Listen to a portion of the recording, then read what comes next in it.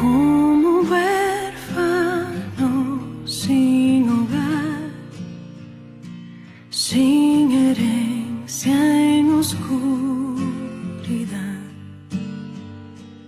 Me llamaste de tinieblas a tu luz, ahora soy tu hijo.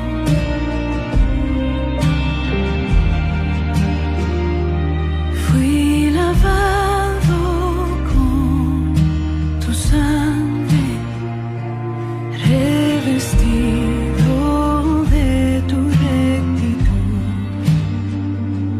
con tu sello puesto en mi corazón, ahora redimido. Peregrino soy, extranjero aquí, cielo y tierra pasarán, pero me espera un reino inconmovible.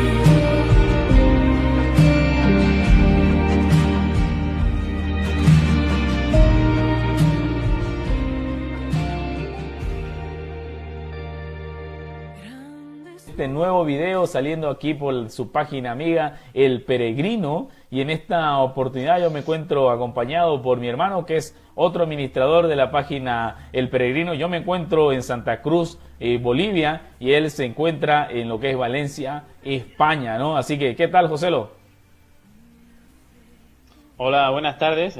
Buenas tardes a todos los que nos escuchan en esta página. Y me presento, soy José Guzmán, como has dicho tú, somos hermanos y estoy ahora mismo viviendo actualmente en Valencia, en España, y estoy trabajando también en la acción de una nueva iglesia en esta ciudad, en una iglesia que podríamos decir que es excepcional en estos tiempos, una iglesia que solamente por las Escrituras, y estamos en esa labor, gracias al Señor, en esta ciudad. Y bueno, agradecido también por este medio de comunicación como es el Facebook, que también el Señor utilizará para poder explicar un poco más acerca de las verdades bíblicas que hoy en día están siendo tan mal interpretadas, ¿no? Porque surge o hay hoy en día dentro del gran mundo cristiano una ignorancia con respecto a las Escrituras, y las doctrinas de las gracias, como vamos a hablar el día de hoy, arrojan un poco más de luz con respecto a cómo se efectúa la salvación en el hombre, o cómo se efectúa la salvación en el hombre.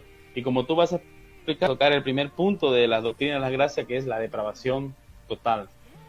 Exactamente, no vamos a hablar sobre las doctrinas de la gracia, y no vamos a hablar quizás en profundidad, porque queremos hacer videos cortos, no van a ser en profundidad, pero sí podemos, si usted nos puede escribir de un mensaje o comentarnos en el video, podemos sugerirle también libros, autores que tocan a profundidad sobre las doctrinas de la gracia, para que pueda usted profundizar más sobre este tema, ¿no? Esta doctrina de la gracia se la conoce como el acróstico de TULIP en inglés, que son, ¿no?, el primer punto, la total depravación del hombre o depravación total, que es lo que vamos a tocar el día de hoy. De ahí viene la elección incondicional, la expiación limitada, la gracia irresistible y la perseverancia de los santos, que vendría a ser el último punto que vamos a hablar, ¿no? Y las doctrinas son básicamente enseñanzas bíblicas o verdades bíblicas, y las cuales vamos a estar mirándola a la luz de estos 5 encabezados que le hemos mencionado, ¿no? Comenzando con la depravación total del hombre. Y para entender la depravación total del hombre, primero hay que ver lo que es cuál es la condición del hombre delante de Dios. ¿O qué opinas vos? Así es, el tema o el punto de la depravación, arrojar un poco más de luz con respecto a cuál es la condición del hombre pecador delante de un Dios, como dicen las Escrituras, es 3 veces santo. Para nosotros poder entender la depravación del hombre, debemos aceptar, si somos cristianos, que la Biblia es la palabra de Dios y que la Biblia habla de manera infalible e inerrante el hombre, o la condición del hombre, mejor dicho, delante de nosotros, y muchos pasajes de las Escrituras, o a la historia que las Escrituras cuentan con respecto a Jesucristo y a la salvación del hombre pecador, nos da o nos arroja luz de que el hombre está totalmente muerto en sus delitos y sus pecados, y de ahí surge esta enseñanza que es la depravación total del hombre, porque depravación total significa simplemente que el hombre está incapacitado para poder buscar algún bien espiritual. En otras palabras, está incapacitado de acercarse a Dios porque hay un muro, puede ser de esta manera, que su pecado ha levantado delante de un Dios 3 veces santo. Exactamente, ¿no? Nosotros no creemos a la luz de las Escrituras que el hombre nace como un papel en blanco y que él adquiere recién el pecado cuando él crece, sino que creemos que desde la concepción del hombre ya es pecador. El mismo salmista o el rey David lo dice en el Salmo 51, he aquí yo nací en iniquidad y en pecado me concibió mi madre. Él no está diciendo ahí que era algo pecaminoso, que su madre y su padre tengan relaciones, etcétera, sino el que él estaba hablando de la condición que él tenía delante de Dios, un pecador totalmente. Y como vos lo mencionabas, ¿no? La depravación total es básicamente la imposibilidad total que tiene el hombre de desear algún bien espiritual para su vida. Muchas veces quieren llevarlo a esta depravación total a exagerar lo que el hombre es total, puede llegar a ser lo más malo que puede, y se imaginan quizás un tipo como Adolfo Hitler, ¿no? Pero sin embargo estamos hablando aquí en temas espirituales, que el hombre no puede acercarse a Dios por sus propios medios, no desea acercarse a Dios por sus propios medios, está imposibilitado totalmente, como Efesios capítulo 2 lo dice, muerto, totalmente muerto en sus delitos y pecados. Y es bueno citar ese capítulo de Efesios capítulo 2, porque Pablo está a la iglesia de Éfeso y le está diciendo que ellos son salvos por gracia, y entonces ellos se preguntan, ¿salvos de qué? Pues Pablo les ha explicado, sois salvos por gracia de vuestros pecados, cuales estabais muertos.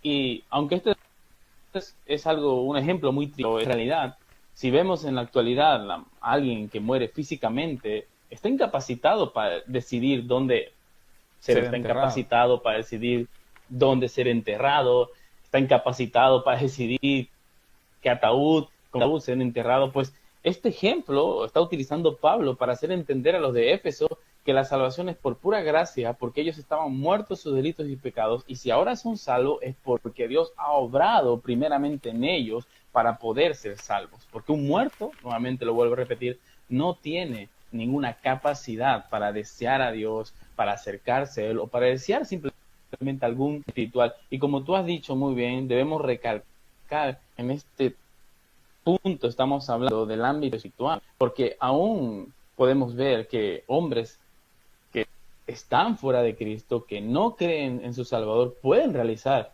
algunas obras buenas, ¿verdad? Por ejemplo, sí, aquí en mi ciudad, cuando ponen un bus para la donación de sangre, por ejemplo, hay colas interminables donde la gente va, sangre, quiere hacer una obra buena. Entonces, aquí debemos entender de alguna obra espiritual, de acercarse. Al fin y al cabo, eso es lo más importante para el ser humano, acercarse a Dios. Pero está muerto en sus delitos y sus pecados, no puede hacerlo. Claro, y si el hombre tuviera la posibilidad de buscar a Dios y de acercarse a Dios, entonces, ¿qué necesidad haya tenido Cristo de bajar y descender para morir en una cruz? Porque Él fue el que abrió el camino del hombre hacia el Padre. Él es nuestro intermediario. Él es el que abrió esa puerta que por nuestro lado estaba totalmente sellada. Y el hombre, desde la caída, en Génesis capítulo 3, vemos que lo único que hace es huir de Dios. ¿O acaso no vemos en Génesis capítulo 3 que quién busca a quién? Dios busca al hombre pecador. ¿Quién busca a Abraham? Dios busca a Abraham, y cuando él estaba adorando a dioses extraños con su familia en otro lado. ¿Quién busca a Moisés? ¿Quién busca al pueblo de Israel? ¿Quién te buscó a ti? Por eso esa frasecita que escuchamos por todos lados, ¿no? Busca a Dios mientras hay tiempo. Dios no es el perdido, Dios no es el que está extraviado. Somos nosotros los que estamos extraviados y perdidos en nuestros delitos y pecados. Y a mí, y hablando sobre extraviados, me hace recuerdo a lo que el apóstol Pablo está hablando en Romanos capítulo 3, que él dice, como está escrito, porque él está haciendo referencia al Antiguo Testamento, no hay justo ni aún uno, no hay quien entienda, no hay quien busque a Dios, todos se desviaron. A una se hicieron inútiles, no hay quien haga lo bueno, no hay ni siquiera una sola persona que busque a Dios o que haga lo bueno delante de los ojos. Si Dios mirare hacia la tierra, ¿quién podrá mantenerse de pie delante de Él? Absolutamente nadie. Por eso entender cuál es la condición del hombre delante de Dios nos va a llevar a glorificar a Dios, porque la salvación es netamente y enteramente de parte de Dios. Claro, y es un punto que el hombre puede rechazar, y es más, en mi experiencia personal, cuando he hablado con personas que no creen en este punto bíblico y que podemos verlo en muchos pasajes de las Escrituras, normalmente es porque hay orgullo que quieren ponerse alguna medalla o alguna chapita de que han hecho su salvación. No, yo escogí a Dios, como no, yo busqué a Dios. Oye, Dios no estaba perdido. Exactamente. Dios ha necesitado del hombre como para que tú los estés buscando. Tú estabas necesitado de Él. Entonces, normalmente las personas que suelen rechazar esta doctrina de la depravación total son personas que contribuyen de alguna manera en su salvación. Yo cuando hablo con ellos les digo, sí, mira, tú has contribuido con algo en tu salvación y ha sido con tu pecado, porque no has contribuido con nada más. Y si a Dios no le hubiese placido salvarte, como dice Efesios capítulo 1,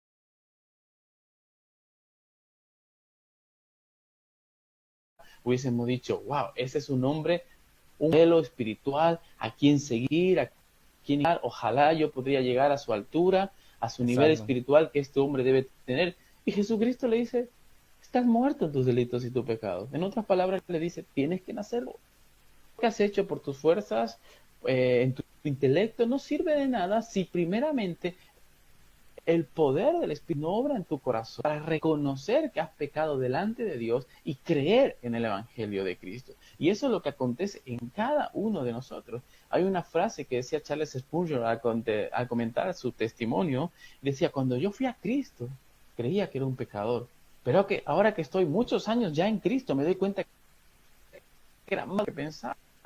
Más pecador si de no lo que hubiese sido pensaba. por Él, sí, si no hubiese sido por Él, yo nunca me hubiese acercado a Él. Amén. Porque el hombre, y como has haciendo citado ahora Génesis, sí. No, decime. como has citado tú ahora Génesis, el hombre en toda la historia de la humanidad siempre ha huido de Dios. Siempre. Por eso Nunca el ha mismo corrido hacia Jesucristo en el Evangelio de Juan dice, ¿no? A los suyos vino y los suyos no le recibieron. Y aquí hay un versículo que muchas personas se agarran para sacar y lo sacan de contexto, creyendo que uno es el que recibe a Dios, creyendo que uno le abre la puerta del corazón a Dios, a un Dios soberano, todopoderoso, se le da permiso para que Él entre a nuestra vida. En el versículo 12 del capítulo 1 dice, mas a todos los que le recibieron, a los que creen en su nombre, le dio potestad de ser hechos hijos de Dios. Y dice, mira, nosotros somos los que recibimos, nosotros somos los que lo aceptamos, nosotros somos los que le abrimos el corazón, pero agarran ese versículo, lo aíslan de todo el contexto y hacen un pretexto, y sin embargo el siguiente versículo dice, los cuales no son engendrados de sangre, ni de voluntad de carne, ni de voluntad de varón, sino de Dios. Y ahí más adelante en el capítulo 3 encontramos la historia de Nicodemo con Jesucristo, ¿no? Donde le dice que es obra absolutamente de Dios lo que es la salvación, y porque en el hombre, de acuerdo a su depravación total que está, su condición delante de Dios, está imposibilitado enteramente de poder acercarse a Dios o desear algún bien espiritual, como nosotros lo estamos diciendo. Y hay muchas corrientes que se han levantado en contra de estas doctrinas. Por ejemplo, vemos en el siglo IV, Pelagio con Agustín estaban ya discutiendo sobre esto. Pelagio decía que el hombre no había sido imposibilitado totalmente. El hombre todavía podía generar de dentro suyo algún bien, algún deseo de un bien espiritual para su vida. Él no decía que habíamos nacido manchados totalmente con el pecado original de Adán, sino que teníamos todavía esa posibilidad. Y San Agustín, mi tocayo, decía que no, que el hombre está totalmente imposibilitado de querer cualquier bien espiritual para su vida. Así es, y este ejemplo también está muy usado, pero lo vemos en los niños, ¿no? A un niño nunca nadie en su sano juicio le enseña a hacer lo malo, pero brota naturalmente de su corazón. El mismo apóstol Pablo, con todo lo que él fue de las cosas, y hasta el día de hoy seguimos disfrutando de esas cartas que fueron inspiradas por el Espíritu Santo en su vida, decía en capítulo 7 que él constante quería hacer lo malo, quería rebelarse contra Dios, porque esa naturaleza estaba en su carne, estaba en su cuerpo, ¿no?